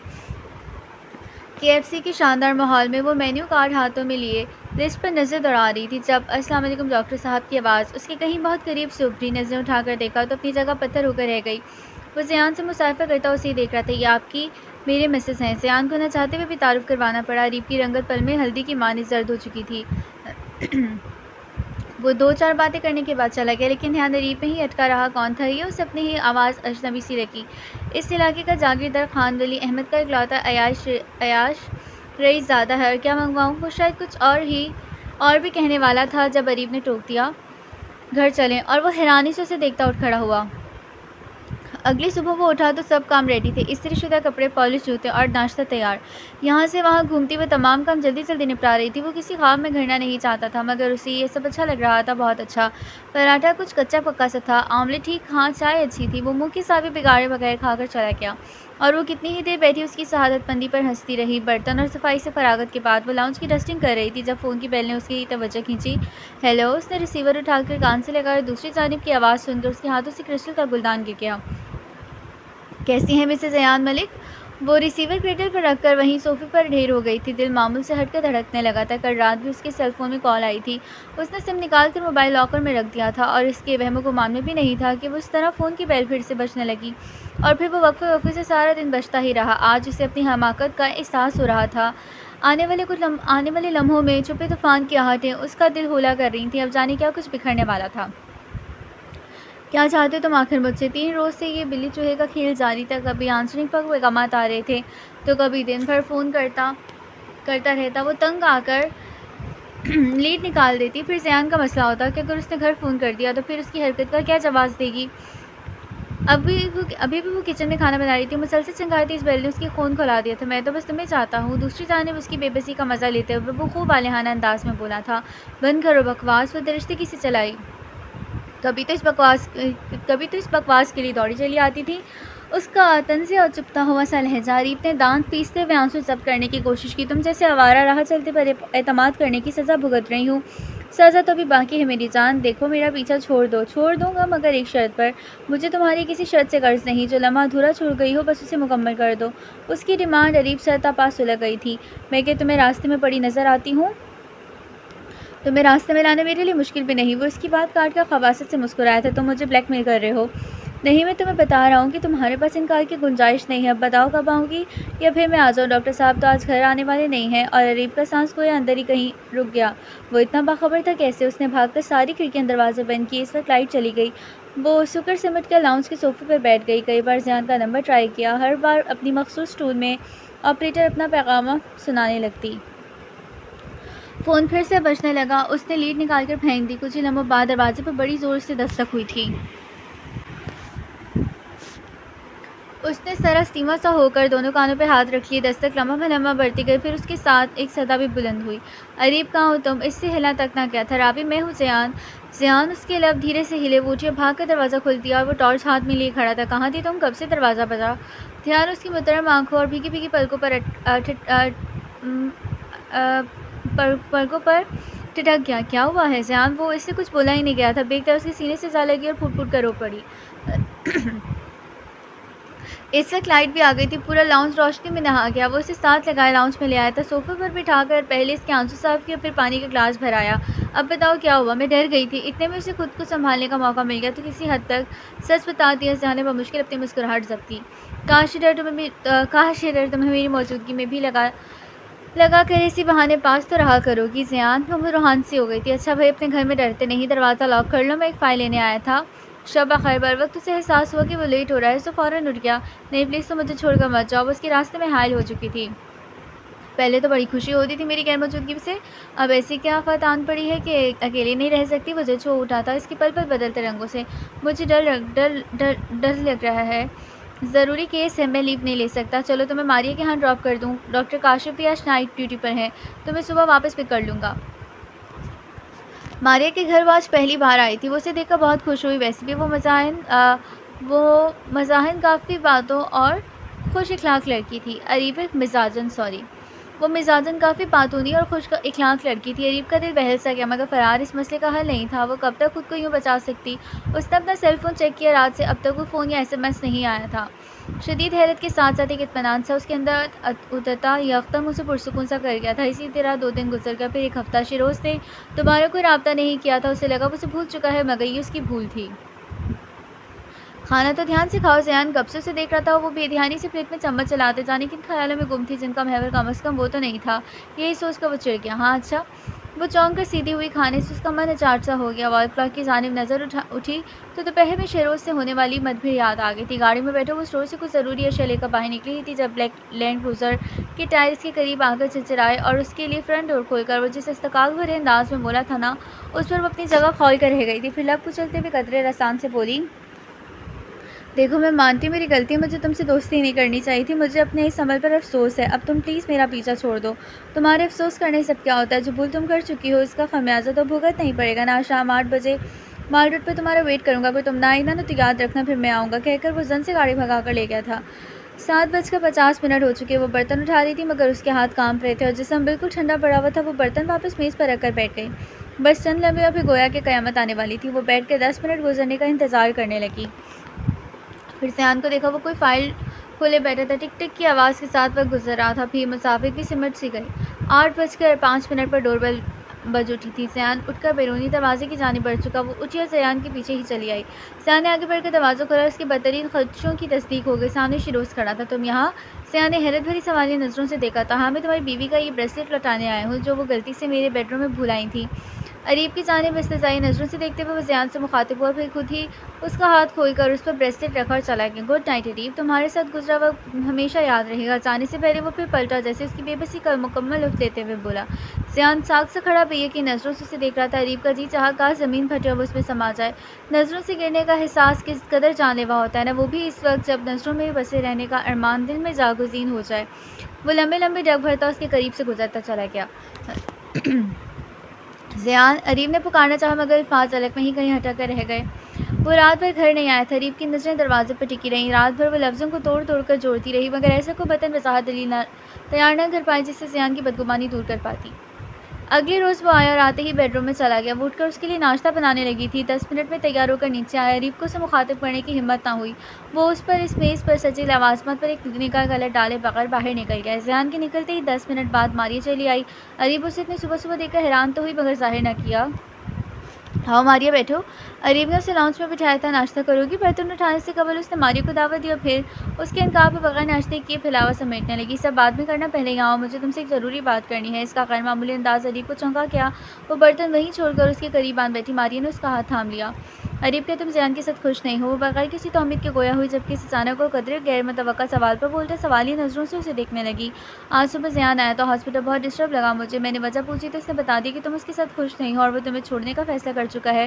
वो तलाक के कागज़ात तैयार करवाने गया है। मारिया के इंकशाफ पर वो बेसाख्ता अपनी जगह से उठ खड़ी हुई। ये नहीं हो सकता। उसकी सियाह आँखें आंसुओं से भर चुकी थीं। मारिया, कि तुम उसके वकील को जानती हो? मैं वसूख से तो नहीं कह सकती मगर एडवोकेट एहतिशाम रज़ा मीर के साथ इसकी अच्छी अलीक सलीक है। शायद उसी के पास गया हो। तो मेरे साथ चलोगी? उसने कुछ झिझकते हुए ही कहा था। हाँ, क्यों नहीं। ये रहे तुम्हारे कागज़ात। एहतिशाम ने कागज़ात उसके सामने रखते हुए उसका शाना होले से दबाया था। ज़ियान, एक बार सोच लो। वो अरब सोचना ही तो नहीं चाहता था। उसने खामोशी से पेन निकाला, कागज़ात का रुख अपनी जानिब मोड़ते हुए पहले सफ़े पर साइन कर दी, फिर दूसरे और तीसरे पर। उसका कलम चलने वाला था जब दरवाज़ा एक धार से खुला। अरीब को देखकर वो हैरान ही तो रह गया था। उसने आते तलाकनामा उसके हाथ से लेकर टुकड़े टुकड़े किया और हवा में उछाल दिया। एहतिशाम रज़ा मीर उठकर चैम्बर से बाहर चला गया। अब कमरे में दोनों अकेले थे। ज़ियान खामोशी से उसे देख रहा था और वो यकदम भड़क उठी थी। पहले मैं तुमसे शादी नहीं करना चाहती थी। तुमने ज़बरदस्ती मुझे अपनाया और जब मैं तुम्हारे साथ रहना चाहती थी तो मुझे छोड़ना चाहते हो। समझते क्या हो तुम खुद को? जो तुम्हारे दिल में आएगा तुम करते फिरोगे। हर बार तुम्हारी मनमानी नहीं चलेगी। कुछ फैसले मेरी मर्ज़ी से होंगे। तैश के मारे उसने ज़ियान का गिरेबान पकड़कर झंझोड़ डाला। वो उसे इस वक्त अपने हवास में नहीं लग रही थी। ज़ियान ने नरमी से उसके हाथ अपने गिरेबान से झटक दिए। तुमने जो किया वो काबिल माफ़ी नहीं। मैं तो बस इतना जानती हूँ कि मैंने तुमसे मोहब्बत की, बाकी जो सब था वो एक शराब था जिसने मुझे अपने फ़रेब में उलझा लिया था। मुझे प्लीज़ माफ़ कर दो। मेरे कदम भटके ज़रूर थे मगर लड़खड़ाए नहीं। वो शख्स मुझसे बदला लेने की खातिर झूठ बोल रहा था। वो ब्रेसलेट मैं खुद उसके मुँह पर मार कर आई थी। इससे कबल कि मैं तुम्हारी जानिब लौट पाती उसने मुझे ब्लैकमेल करना शुरू कर दिया। धीरे धीरे उसने ज़ियान को सब बता दिया। ज़ियान ने खफकी से भरपूर निगाह उस पर डाली। और तुमने ये सब मुझे पहले क्यों नहीं बताया? जब वो ब्रेसलेट हटाने आया था तो मैं कितने ही पल तुम्हारे सामने मुंतज़िर खड़ा रहा कि तुम इसकी बकवास को झुठलाओगी, अपनी सफाई में कुछ कहोगी, मगर तुम्हारी खामोशी। उसने एक पल को ताक़ुब में उसके हुलिये का जायज़ा लिया। मुहतरमा आंखें, जर्द पड़ता चेहरा, उलझे बिखरे बाल। उसका दिल कटने लगा था। तुम्हारी खामोशी ने ही मुझे ये इंतहाई कदम उठाने पर मजबूर किया था। मुझे लगा कि तुम मेरे साथ खुश नहीं हो। मैं तुम्हारी खुशी चाहता हूँ राबी। तो मुझे उदास अच्छी नहीं लगती। उसने बेसाख्ता उसका चेहरा हाथों के प्याले में भरकर उसकी आंखों में झांका तो वो रो पड़ी। बहुत बुरी हो ना मैं? नहीं, बहुत ज़्यादा तो नहीं। हाँ, मगर थोड़ी सी। वो भी रोते हुए। वो मसनूई संजीदा था। अरीब रोते हुए हंसने लगी। वापसी का सफ़र बेहद खुशगवार था और क्यों ना होता। पर झड़ने आती हुई बहार को खुशामदीद कहा। ख़ज़ा उनकी ज़िंदगी से रुखसत हो रही थी। अम्मी से जेब खर्च लेकर वह टैक्सी से बाहर निकली तो फैसल, जो अभी दरवाजे में खड़ा उसे आवाज़ें दे रहा था, अचानक गायब हुआ। जाने इस लड़के के साथ क्या मसला है? हालांकि वो उसके मसला बखूबी समझती थी। बैग पटकते वो वहीं सीढ़ियों पर बैठ गई। कल उसने धमकी भी दी थी कि अगर तुम वक्त पर तैयार ना हुए तो मैं उमर के साथ चली जाऊंगी। फिर इस बदतमीज़ ने कैसा जी जान से वादा किया था कि कल से वो ज़रूर वक्त की पाबंदी करेगा, और अब आकर फिर से गायब। उसने लब खींच लिए। ऐसा वो तब करती थी जब बहुत गुस्सा आ रहा होता। उमर ने पहले अपनी बाइक निकाली, अब वो उस पर सवार हो रहा था। नहीं, वो एक पल के लिए रुका था। उसकी निगाहें नेक्सी से बाहर सीढ़ियों पर बैठी ज़ेब की जानिब उठी। इनमें सवाल था, मेरे साथ चलोगी? ज़ेबों ने मुंह फेर लिया। वो फैसल को सिर्फ धमकी दे सकती थी, उस पर अमल दरामद मुश्किल था, बेहद मुश्किल। वो अपने इकलौते दोस्त को कैसे नाराज़ कर देती। अंदर वो लाउंज में खड़ा अब्बा और अम्मा का मुकालमा सुन रहा था। वो 200 रुपये दे जाएं अम्मा का मुतालबा। क्योंकि इसलिए अब्बा हस्ब मामूल अपने नाप से लंबा शलवार सूट जेब तन किए बटवे में रखे नोट गिन रहे थे। ऐनक के ऊपर से अब्र उठाकर इस्तफसार किया। पेशानी पर एक साथ इनगिनत बल पड़े थे। ज़रूरत है तो मांग रही हूँ। अम्मा ने खफगी भरा जवाब दिया, मगर अब्बा मुतमईन नहीं हुए। कैसी ज़रूरत? हर चीज़ तो घर में मौजूद है। सब्ज़ी, गोश्त, अंडे, कपड़े लॉन्ड्री से धुल कर आ जाते हैं। काम वाली का भी महीना ख़त्म नहीं हुआ। दूध वाले को मैं फारिग कर चुका हूँ। फिर तुम दोस्तों का क्या करोगी? अजमत साहब के घर से मिलाद का पैगाम आया था। सोचा कुछ फ्रूट वगैरह ले जाऊँगी। अब खाली हाथ जाना भी तो अच्छा नहीं लगता। शौहर के मिजाज से खूब वाकिफ़ थी। पाई पाई का हिसाब रखते। जब तक पूरी वजाहत तलब नहीं कर लेते, उनकी जेब ढीली होने वाली नहीं थी। ये अच्छा दस्तूर है। तुम मिलाद पे जा रही हो या बेटे का शुगन करने? अब मोहल्ले में भी सौगातें बांटने फिरेंगे। हद होती है फिजूल खर्चों की भी। 4 बातें सुनाकर 100 के 2 नोट उन्होंने मेज़ पर अम्मा के सामने रख ही दिए थे। बटवा वापस रखते हुए अब वो बास्केट पहन रहे थे, जो उनके दरमियानी कद पर लॉन्ग कोट जैसी लग रही थी। जाहिर है वो किसी दराज कामित आदमी की होगी। अम्मा मुंह फुलाए हुए बर्तन समेटने लगी। अब्बा मेरी पॉकेट मनी। खुश लबों पर जुबान फेरते हुए उसने अब्बा के सामने हाथ फैलाया था। अब्बा ने पहले तो हस्ब मामूल से घूरा, फिर सर हिलाते हुए उसकी हथेली पर 5 का सिक्का रखा और चले गए। वो मुँह बस उड़ते हुए बाहर निकला। अब्बा की हस्ब मामूल वाली घूरी के सामने वो कुछ बोल ही नहीं पाया था। अब्बा भी ऐसा हिफ्ज़ मात कदम के तौर पर करते थे। अम्मा ने बाहर निकलते हुए फैसल के बैग में ज़बरदस्ती 2 सेब ठूंसे। लंच टाइम में याद से खा लेना। अगर मराकबा ख़त्म हो चुका हो तो स्कूल चलें। ज़ेबो दूर खड़ी 2 मिनट से उसे देख रही थी। वो जिस रफ्तार से चल रहा था, ऐसे तो वो छुट्टी के बाद स्कूल जा सकते। अब 5 जाकर उसके सर पर चलाना ज़रूरी हो चुका। देर करवा दी तुमने ना? अब उसे घूर रही थी। जानती हूँ, मैंने रात ही अपना यूनिफॉर्म, मोज़े, बैग, किताबें सब रेडी कर लिया था। टाइम से 20 मिनट कबल एनेक्सी के बाहर खड़ा था। तुम्हें आवाज़ भी दी थी, मगर जब तुम फूफो से पॉकेट मनी लेते देखा तो मुझे याद आया कि मैंने तो अब्बा से पॉकेट मनी ली ही नहीं। अब फिर देर हो गई। वो मज़े से बता रहा था। ज़ेबो से घूरती रही, रास्ता भर घूरती रही और सोचता रहा। ऐसे भी होते हैं, किसी के अब्बा दिल चाहता है यहाँ से कहीं दूर चला जाओ। उम्र को ताया अब्बा से 50 रुपये मिलते थे। ज़ेबो भी 20 रुपये लेती थी और उसके पास था 5 का सिक्का। क्या करेगा वो उसका? ये नहीं था कि उसके वालिदैन बेहद गरीब थे, बल्कि उनका शुमार खाते पीते किराने में होता था। उसके अब्बा की चौक में मशहूर लॉन्ड्री की 2 मंजिला दुकान थी और उनके पास कपड़ों के अलावा पर्दे, कालीन और बड़े बड़े मैरिज हॉल्स की सफाई के ऑर्डर्स आते थे। बस उनके सर पर करोड़पति कहलाने का खपत सवार था। कुछ वो फितरतन कंजूस थे, इतने कंजूस कि कभी ईद, शादी ब्याह और किसी त्यौहार वगैरह पर भी उन्होंने अपने लिए कोई सूट नहीं सिलवाया था। ग्राहकों के आए हुए धुलाई के सूट जो स्टॉक में रखे रह जाते और जिन्हें साल 6 महीने तक कोई लेने नहीं आता, निकाल कर पहन लेते थे। इसीलिए कभी कोट लंबा तो कभी छोटी, तो कभी सूट उनके कद बड़े होते थे। अम्मा लाख समझाती कि दर्जी से अपने नाप के करवा लो, मगर उनकी एक ही बात, मैं अपने मुतालिक किसी कॉम्प्लेक्स का शिकार नहीं हूँ और ना ही मुझे खुद नुमाई का कोई शौक़ है। मैं खुद को लोगों की नज़र से नहीं देखता। चलो जी, बात ही ख़त्म। हालांकि ये अलग बात है कि उन्हें मुनफरिद लिखने का भी खपत था। अब अम्मा लाख सर पीटती रही, अब्बा अपनी करते। वो इनका इकलौता बेटा था, 2 बहनों का इकलौता भाई, मगर ना तो वो अम्मा की आँख का तारा था, ना ही अब्बा का राज दुलारा और ना बहनों का प्यारा। हर किसी को उसकी फिक्र थी कि कहीं इकलौतेपन की वजह से बिगड़ ना जाए। सो बेजा लाड प्यार तो दूर की बात, वहाँ तो प्यार का तस्वुर ही माहौल था। हर कोई हर वक्त उस पर अपना रूप जमाने को तैयार नजर आता और अब्बा तो गलती से भी कभी उसकी जानिब प्यार भरी निगाह नहीं डालते। एक उम्र था अपने अब्बा का लाडला फरमाबरदार सुलझा व तमीज़दार बच्चा, जो कभी को फरमाइश नहीं करता था, क्योंकि उसकी हर चीज़ बगैर मांगे ही मिल जाती। मगर अब्बा कोई बात समझाए जिन्हें नज़र आ जाती थी तो सिर्फ उसकी फरमाबरदारी वो कितना गुना मीसना था, वो उन्हें कैसे समझाता। अम्मा भी इस मामले में अब्बा की हम ख्याल थी और वह हर मामले में उमर के साथ इसका मुवाजना करती। वो गोरा था तो उनका बेटा सांवला क्यों था? दोनों हम उम्र थे। फिर उमर ने पहले चलना क्यों शुरू किया? उमर ने इससे पहले अब्बा कहा था, ताई अम्मा उसे भी जो भी खिलाती वो बुरा सा मुँह खोले बस खाए चला जाता, और उसकी अम्मा को उसे एक फीडर पिलाने में 1000 बार जतन करने पड़ते। वो रात को 8 बजे अच्छे बच्चों की तरह सो जाता और ये सारी रात भां करके सबको जगाए रखता। 1.5 साल की उम्र में फैसल को जिस्मानी आजा के नाम आते थे। मगर जब उमर ने इसी उम्र में कहा, my father name is Kamran Sikandar, तो इसका चर्चा हफ्ते भर तक होता जा रहा था। हर आए गए के सामने पूछा जाता, Umar what is your father name. School में भी वो पहली पोजीशन लाता और फैसल कभी 5वीं तो कभी 7वीं। उमर को सभी पसंद करते थे, उससे हर किसी को शिकायतें ही रहती। उमर को हमेशा ही उसके सामने एक मिसाल की तरह पेश किया जाता। उसे उमर से चिढ़ थी, बेहद और शदीद। हस्ब मामूल वो देर से आने वालों की कतार में खड़े थे। ज़ेबू का उकताहट के मारे बुरा हाल था। वो फैसल को जितनी मौजूब गालियों से नवाज सकती थी नवाज चुकी थी। वो सर झुकाए कान खुजाता बस हंसे जा रहा था, क्योंकि अभी कुछ देर कबल उसने उसे देखा था, जिसकी आवाज़ सुनने की खातिर वो रोज़ देर से स्कूल आता था। वो उनके स्कूल की प्रीफेक्ट थी सॉरी। अनम, कितना प्यारा नाम था ना उसका। वो ज़ेबू की दोस्त थी और फैसल ने आजकल उसका नाहिका बंद कर रखा था। ज़ेबू, तुम रजिस्टर में उसके नाम के आगे मेरा नाम लिखोगी। रियाजी के टेस्ट में ज़ेबू के नंबर सबसे ज़्यादा आते थे और अनम की हमेशा सेकंड पोजीशन। उसका उतरा हुआ चेहरा जाने क्यों इसे रंजीदा करने लगा था। ज़ेबू, तुम अनम से एक नंबर कम नहीं ले सकती। अब क्या मैं जानबूझकर मिस्टेक करूँ? वो अब्रो चढ़ाती थी। गलती से क्या होता है ज़ेबू? वो बड़ी मेहनत से कहता और ज़ेबू भला कब उसका कहाँ डालती थी। उसने महसूस किया था कि अक्सर ज़ेबू की ओट में छुप कर वो भी उसे देखती थी, और जब कभी वो उसकी चोरी पकड़ लेता तो निगाहों के तसादुम पर कैसे जुगनू चमकते थे। उसकी आंखों में वो देर से आता था। वो उससे जुर्माना वसूल नहीं करती थी। उसके अगर टेस्ट में नंबर कम आते तो वो उस्ताद से शिकायत नहीं करती।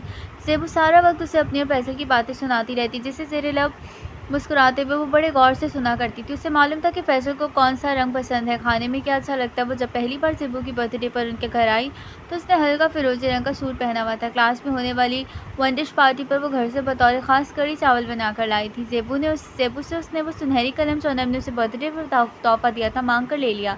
फैसल की गिफ्ट है, वो तिलमिलाई ज़रूर थी। तो क्या हुआ? वो बड़ी मुसरत से उसकी कमीज़ के गिरेबान में से जाकर घूमता था, जैसे वो कोई एजाज़ी तमगा हो। उसकी ज़िंदगी में जैसे अब कुछ नहीं बचा था। इंतहाई गुस्से में दौड़ते हुए उसने अपनी बाइक दीवार पर दे मारी। बमुश्किल उसकी जान बच पाई। होश में आते उसने चलाना शुरू कर दिया। वो अपने घर वालों में से किसी की भी शक्ल नहीं देखना चाहता था। ज़ेबू उसके पास रुकी हुई थी और उसका हर तरह से ख्याल रख रही थी। अभी भी मामू, अगर आपने अपना रवैया न बदला तो अपने बेटे को हमेशा के लिए खो देंगे। आप हमेशा उमर को इस पर प्रेफर करते आए हैं। इतना एतमाद अगर आपने अपने बेटे को दिया होता तो आज वो कभी ऐसा ना होता। वो हर उल्टा काम सिर्फ आपको जज करने के लिए करता है। आप उसके मिजाज को नहीं समझ पाए। उसे सख्ती नहीं, सिर्फ मोहब्बत की ज़रूरत है। अगर घर से उसे प्यार मिला होता तो वो कभी उसे बाहर तलाश न करता। जाने मामू के सामने वो कैसे इतना बोल गई, मगर अब उसे हर सूरत उसकी सर जंग को ख़त्म करना था जो बचपन से बाप और बेटे के दरमियान चल रही थी। जब वो अस्पताल से रुखसत हुआ तो बीच सड़क में गाड़ी को रुकवा कर बैठ गया। मैं अब इस घर में कभी नहीं जाऊँगा। उसकी एक ही ज़िद थी, मेरा अब इन लोगों से कोई ताल्लुक़ नहीं। मेरा इन लोगों से कोई ताल्लुक़ नहीं। वो कभी मुझे खुश नहीं देख सकते। इनका सुकून, उनकी खुशी मुझे मेंटली टॉर्चर करने में पोशीदा है। वो ऐसा कोई मौका कभी नहीं जाने देंगे जिससे मुझे अज़ियत पहुंच सके। सिर्फ तुम्हारे दिमाग का फतूर है फैसल, वरना तुम्हारे डैडी बहुत मोहब्बत करते हैं तुमसे। मोहब्बत? वह इस्तज़ाई अंदाज में हंसा था। जानती हो, कहीं एक्सीडेंट उनकी गाड़ी से होता तो वो फ़ोन करके सबसे पहले पूछते कि मेरी गाड़ी ठीक है।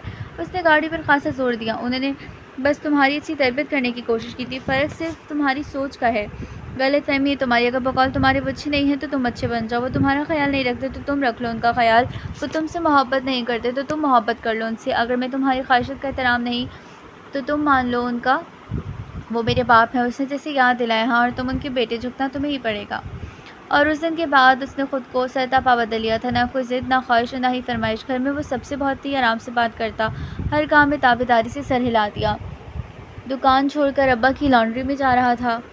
तनख्वाह का भी कोई मुतालबा नहीं। डैडी जितनी रकम देते खामोशी से थाम लेता, ना देते तो कोई एहतजाज भी नहीं। वो बिल्कुल वैसा बन गया था जैसे उसके घर वाले चाहते थे। डैडी भी अब उससे खुश रहने लगे। उन्होंने उसे गाड़ी भी लेकर दी। लॉन्ड्री का मैनेजर अब वही था। तनख्वाह भी अच्छी थी। सब कुछ कितनी आसानी से मिल गया था। और अब डैडी की उम्र के मुकाबले में उसकी बात को अहमियत देने लगे थे। मगर वो फिर भी खुश नहीं था। उसके नज़दीक अब उन बातों की कोई अहमियत नहीं रही। उन्हीं दिनों उनकी फुप्पो का अचानक इंतकाल हो गया। ज़ेबू के गम में वो बराबर का शरीक था। वो बहुत तन्हा और उदास हो गई थी। डैडी उसे अपने पोर्शन में ले आए। उसके अब्बू मुल्क से बाहर थे, ससुराल में कोई था नहीं, तो फुप्पो के लिए जो दादा ने अलग पोर्शन बनवाया था वो उधर ही रहती थी। उसके अब्बू ने ज़ेबू के तमाम इख्तियार डैडी को सौंप दिए। अब उसे उधर ही रहना था, इसीलिए वो घर के कामों में दिलचस्पी लेने लगी। बल्कि उसने तो आते ही सारा घर संभाल लिया था। अम्मी के मिजाज से वो बचपन से वाकिफ़ थी, सो उसे इस माहौल का हिस्सा बनने में कोई मुश्किल नहीं हुई थी। अम्मी भी उससे खुश थी कि ज़ेबू हर काम में उनकी मदद के लिए हर वक्त तैयार रहती है। अलबत्ता उम्र की आमदोरफ्त उनके घर अब कुछ ज़्यादा ही होने लगी थी। उसने अक्सर दोनों के साथ बैठकर बातें करते देखा, मगर वो जानते थे कि ज़ेबू बचपन की तरह आज भी उसे बिल्कुल पसंद नहीं करती। और फिर एक रोज़ अम्मी ने उसे बताया कि तायबू ने उमर के लिए ज़ेबू का हाथ मांगा और उसमें उमर की पसंद भी शामिल है। डैडी ने रजामंदी दे दी थी और आज शाम वो लोग बाकायदा रिश्ता लेकर आने वाले थे। साथ ही मंगनी की छोटी सी रस्म भी हो जाती। सुनते घर में हंगामा उठाती। ज़ेबू की आंखों में आंसू देखकर तो वो मज़ीद भड़क उठा था। उसकी इतनी अच्छी, इतनी प्यारी दोस्त और एक इंतहाई नापसंदीदा शख्स के साथ सारी ज़िंदगी गुजार देना मुमकिन। ज़ेबू की शादी किसी भी सूरत उमर से नहीं होगी। अगर ऐसा हुआ तो मैं खुद को शूट कर लूँगा। वो डैडी के सामने जा खड़ा हुआ। क्या तकलीफ़ है तुम्हें खुद को शूट करने वाली? उन्होंने इंतहाई तहम्मुल से दरियाफ्त किया था। वो जवाब क्या देता? मैंने जो कहा है वही करूँगा। टटाई की हत्ती देखो, अब वो घर की लड़की है। मुझे सारा रंजुम से ज़्यादा प्यारी है। आपा ने उसकी जिम्मेदारी मुझे सौंपी थी। भाई साहब ने भी कुल इख्तियार मुझे सौंप रखा है। मैं उसके लिए उम्र से ज़्यादा किसी को अहमियत दूँ। वो घर का लड़का है, देखा भाला। मैं उससे ज़्यादा किसी पर भरोसा नहीं कर सकता। अगर बात घर के लड़के की है तो फैमिली में और भी लड़के हैं। उमर ही क्यों, वो जिद हो गया। जो हैं वो सब शादीशुदा, बाकी ज़ेबू से छोटे और कोई इसके मैच का भी नहीं। आप उमर पर भरोसा कर सकते हैं, अपने बेटे पे नहीं।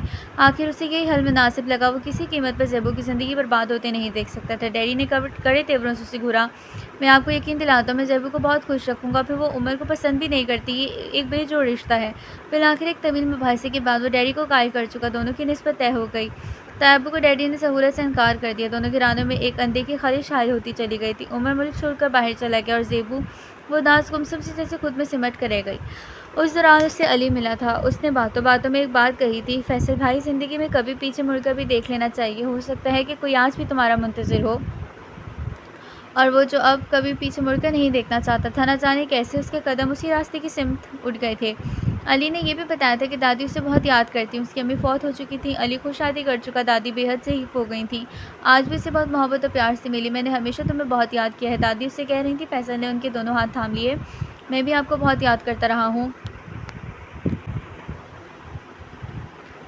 अब वो उनके बूढ़े झुर्रियों ज़दा हाथों को चूम रहा था। अनम अंदर आई तो दरवाजे में ठिठक कर रुक गई। पैसे का दिल यकबार धड़का था। वो जो समझ रहा था उसे मुकम्मल तौर पर भूल चुका है। आज जो सामने आई थी तो धड़कनों ने फिर वही राग छेड़ दिया। दिल की अंधेरी नगरी में जैसे कुछ राग जल उठा था। वो आशिक का ज़माना, सारे मंजर रोशन होते चले गए।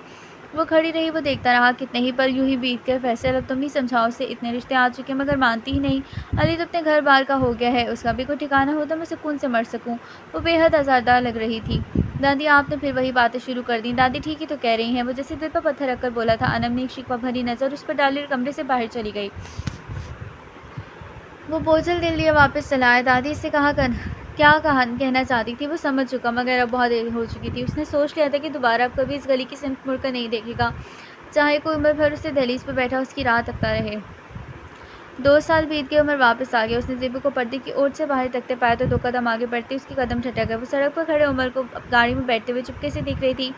बचपन की तरह आज भी वो उस खिड़की को बंद करना चाहता था, लेकिन खामोशी से पलट आया। ज़ेबू खुद में इतनी मगन थी कि उसकी आमद को महसूस ही नहीं कर पाई, मगर वो उलझ के और उलझन बढ़ती ही जा रही थी। डैडी की तबीयत आजकल ख़राब रहने लगी थी। सारा कारोबार उसके हवाले करके अब वो घर में आराम करते थे। अम्मी को अचानक ही घर की वीरानी और सोनेपन से वहशत होने लगी। उन्होंने दोनों की शादी की तारीख तय कर दी। खबर सुनते इसकी दोनों बहनें भी चली आई थीं। घर में मखसूस शादी का हंगामा जाग उठा। डैडी ज़ेबू का जहेज़ बना रहे थे। उसकी अमीर बहनें मिलकर शॉपिंग कर रही थी। रात कहते ढोलक बजती रहती और वो इन सारे हंगामों से अलग थलग जाने के इन कामों में खुद को उलझाए रखती। जैसे जैसे शादी के दिन करीब आ रहे थे उसका दिल जैसे को मुट्ठी में लेकर धीरे धीरे खींच रहा था। दर्द की शिद्दत से वो धौरी हो जाती। अज़ियत हद से सिवा हुई तो एक रोज़ अचानक बड़े कमरे में सबको चाय पेश करते हुए गिर गई।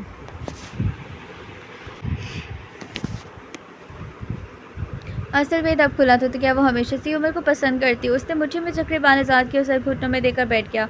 वो 7 रोज़ से अस्पताल में थी। डॉक्टर्स ने कहा था शदीद ज़हनी कशमकश की वजह से उसका नर्वस ब्रेकडाउन हुआ था। ज़हनी कशमकश, वो उलझन में पड़ गया। ज़ेबू को क्या मसला हो सकता है। उसने घर आकर उसके कमरे की हर चीज़ की खंगाल डाली और ज़हनी कशमकश का सुराग मिल गया। एक मखमली केस और टूटा हुआ ब्रेसलेट सारी कहानी सुना गया। जिसकी दोस्ती की खातिर मैंने अपना प्यार छोड़ दिया, वो भी 2 सालों से अपना प्यार भुलाए महज दोस्ती निभाई जा रही थी। मेरी ज़िंदगी तो अजाब थी ही, साथ मैंने भी उसे कांटों पर घसीट डाला। क्यों ऐसा सोचा मैंने जो शख्स मुझे अच्छा नहीं लगता वो ज़ेबू को भी पसंद नहीं होगा। पछतावा, बेबसी, दुख, दिलदोज़ सोचें। क्या नहीं था जिसके दिल के साथ वजूद को भी छलनी कर रहा था। पिछले 7 रोज़ से उसकी यही कैफियत थी। वो रात को एक पल के लिए भी सो नहीं पाता था। उसने मुझसे एक बार तो कहा था, क्यों चुपचाप खामोशी से मेरी ख्वाहिश पर सर झुका दिया। आखिरी सिगरेट को एस्ट्रे में मसलते हुए उसने अपने बाल मुट्ठियों में जकड़ लिए।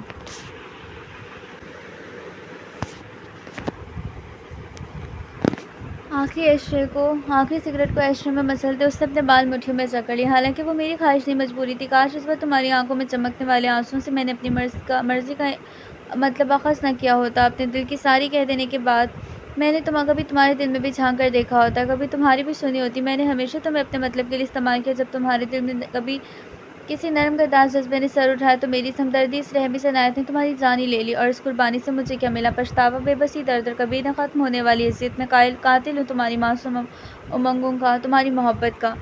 मेरी नाकाम मोहब्बत ने दिल पर इतने घाव नहीं लगाए थे जैसा ज़ख्म तुम्हारे लगाए हुए मरहम ने रख दिया है। इससे तो अच्छा था कि तुम भी दुत्कार देती मुझे। उसने सख्ती से आंखें मीच ली मगर बेसुध बोल कर अस्पताल चलाया था। उसे ज़ेबू से शादी नहीं करनी थी, किसी सूरत नहीं। वो उसे ये सज़ा नहीं दे सकता था। वो हनूज़ आंखें मूंद लेटी रही। कमज़ोरी, नकाहत, बेकली उसके चेहरे से वाज़ेह झलक रही थी। बंद करो बीमारी का ढोंगा और उठकर मेरी बात सुनो। वो उसके सर पर खड़ा दरिश्तगी से कह रहा था। उसने बमुश्किल ही आंखें खोली। हर बात मुझसे लड़ने वाली, मेरा दिमाग खाने वाली, ज़रा सी इसी बात पर हंगामा उठा देने वाली ज़ेबू मेरी दोस्त थी। तुम कौन हो बताओ? मैं तुम्हारा भरम नहीं तोड़ना चाहती थी। वो रो पड़ी। और अब जो मेरे साथ किया है वो अनम 2 साल से बैठी मेरा इंतज़ार कर रही है। इसकी दादी तो इसी रोज़ मेरा निकाह पढ़ा दी थी, मगर तुम बदतमीज़, बेहुदा, मतलबी इंसान, मैं तुम्हारी वजह से बिस्तरी मर्ग पर पहुँच गई। और तुम्हें आज भी अपनी फ़िक्र है। बगैर किसी लिहाज के उसने साइड मेज़ पर रखी टोकरी उस पर उलट दी। चलो तुम्हारी तरफ से कुछ तो तसल्ली हुई कि तुम्हारा ज़हनी तवाज़ुन नहीं बिगड़ा। बेसाख्ता कहका लगाते हुए वो फल टोकरी में वापस डालने लगा।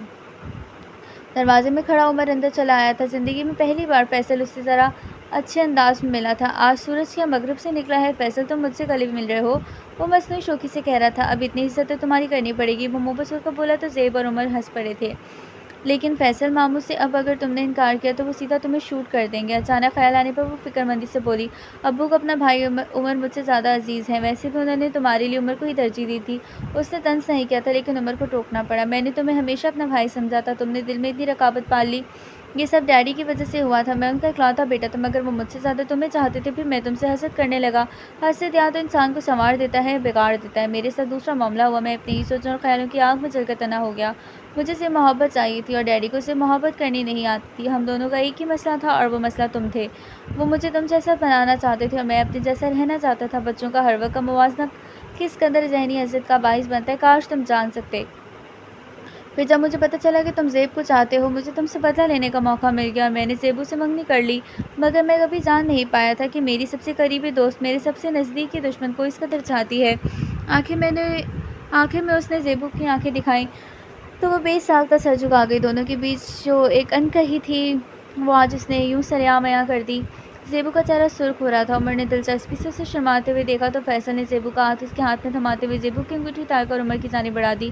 मेरा ये एहसान याद रखना, अपनी मंगेतर तुम्हें दे रहा हूँ, नहीं तो मुझे मेरी मोहब्बत दे रहे हो। वो भी बर्जस्ता हुआ बोला था, चलो यूँ ही सही है, बदले में तुम्हें भी मुझे मेरी मोहब्बत देनी पड़ेगी, क्योंकि डैडी मुझसे ज़्यादा तुम्हारी मानते। शायद साथ ही शर्त भी आयद कर दी, तुम प्रपोज़ल तैयार रखो। वो भी हंस पड़ा। ज़ेबू और उसे कुछ लम्हों के लिए अकेला छोड़कर वो बाहर निकल आया। बाहर डैडी और दाई एक साथ खड़े थे। सारी रंजिशें, गिले शिकवे आज ख़त्म हो चुके। उमर के साथ वो मजाक कर रहा था। नम और उसके रिश्ते में अब कोई रुकावट हायल नहीं, क्योंकि एक बाजी उसने भी डैडी के साथ खेली थी। वो अपने भाई से मिलने के लिए बहुत तड़पते थे, क्योंकि तायब्बू का रवैया इस रोज़ के बाद से बहुत रूखा और लिए दिए वाला हो गया था। और फैसल ने उनसे कहा था वो ज़ेबू की शादी उमर से करवा दें, लेकिन इसके लिए उन्हें उसकी शादी अनम से करवानी पड़ेगी। और वो उसकी शर्त मान गए। और अब वो ताज़ा महके गुलाबों का गुलदस्ता लिए रूठे सनम को बनाने आया था। दादी उसे देखकर बेहद खुश हुई थी। उसने अपना मुद्दा पहले दादी से बयान किया, सारी कहानी उनको बता दी, समझा दी, बल्कि रटवा दी। वो दादी के लिए सूप बनाकर लाई। गहरे सब्ज रंग के सूट में मलबूस वाई तो पटल, ये हमेशा की तरह वो बहुत प्यारी लग रही थी। उसके बाल कमर से नीचे झूल रहे थे। गुलाबी रंग खिलमिला कर जद सी हो रही थी। सुनहरी आंखें तले से या हल्के बेहद नुमायाँ थे। हसन और मलाल के रंगों में लिपटी वो खुश रंग तितली नहीं जानती थी कि आज को उसके लिए गुलाबों का मौसम लेकर आया था। उसे मुकम्मल तौर पर नज़रअंदाज करते हुए वो दादी की तरफ मुतवज्जा थी। दादी, अब लेट जाएं, आपको आराम की ज़रूरत है, इतनी देर तक बैठना आपकी सेहत के लिए अच्छा नहीं। वो साफ उसे सुना दी थी कि अब वो जा सकता है। उसने मदद तलब नज़रों से दादी की सिमत देखा। अब तुम खुद ही समझा लो। दादी ने इन वक्त पर साफ हरी झंडी दिखा दी, जबकि अनम उनके इशारों के नायों से बेखबर इस जुमले से साफ का मायने अखज़ करते फ़ौरन बोली थी, उन्हें समझाने की ज़रूरत नहीं है। मेरे लिए जो भी पहला प्रपोज़ल आए आप कबूल कर लें, मैं शादी के लिए तैयार हूँ। वो कहकर रुकी नहीं थी, उठकर अपने कमरे में चली आई थी और आती दोनों हाथों में चेहरा छुपाकर उसने ज़ारों कतार रोना शुरू कर दिया। क्यों आ जाता है ये शख्स हर बार इसकी बेबसी का तमाशा देखने? दादी को विक्ट्री का निशान दिखाता हुआ एक साथ दो सीढ़ियाँ फलांगते हुए ऊपर आया। उसे रोता देखकर पहले मुस्कुराया, फिर उसके करीब चला आया और उसके सामने दो जानू होकर बैठ गया। क्या इतना बुरा हूँ मैं जो मुझसे शादी करने पर इस कदर कीमती और नायाब आंसू बहाए जा रहे हैं। और वो रोरम भूल कर उसका चेहरा देखने लगी। ना समझी बेयकीनी हैरत, क्या कुछ नहीं था इन आंसू भरी आंखों में। तुम्हारे लिए पहल प्रपोजल मैं लेकर आया हूँ जो दादी माँ ने कबूल कर लिया है। ना समझी बेयकीनी हैरत के तमाम तासुरात अचानक कहीं गायब हुए और अब उसके चेहरे पर एक ही रंग था, खुशी और अनबसात का रंग, मोहब्बत का रंग। और ऐसे ही ढेर सारे रंगों से सजी खूबसूरत मोहब्बत भरी ज़िंदगी दोनों की मुंतसर थी। ख़त्म शुद। सो डियर रीडर्स, यहाँ पर नावल एंड होता है। उम्मीद है आपको पसंद आया होगा। कैसा लगा कमेंट्स में ज़रूर बताइएगा। मिलते हैं नेक्स्ट नावल में। दुआ में याद रखें। अल्लाह हाफ़िज़।